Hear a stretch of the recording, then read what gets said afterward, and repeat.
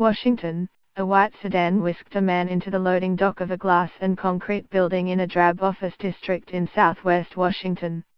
Security guards quickly waved the vehicle inside, then pushed a button that closed the garage door and shielded the guest's arrival from public view.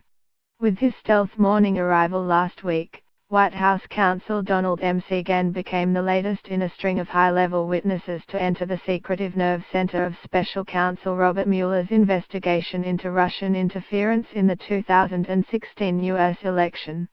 20 hours later, Mueller and his team emerged into public view to rattle Washington with the dramatic announcement that former National Security Advisor Michael Flynn would plead guilty to lying to the FBI. The ensnaring of Flynn, the second former aide to U.S. President Donald Trump to cooperate with the inquiry, serves as the latest indication that Mueller's operation is rapidly pursuing an expansive mission, drilling deeper into Trump's inner circle.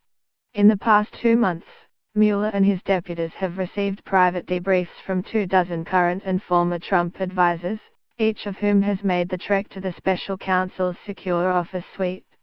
Once inside, most witnesses are seated in a windowless conference room where 2- and 3-person teams of FBI agents and prosecutors rotate in and out, pressing them for answers. Among the topics that have been of keen interest to investigators, how foreign government officials and their emissaries contacted Trump officials, as well as the actions and interplay of Flynn and Jared Kushner, the president's son-in-law.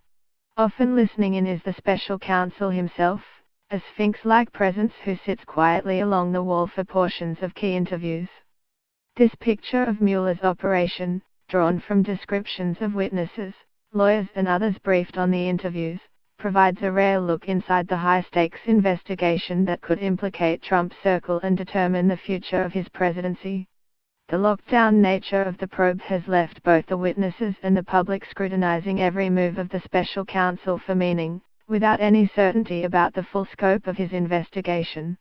Trump and his lawyers express confidence that Mueller will swiftly conclude his examination of the White House, perhaps even by the year's end.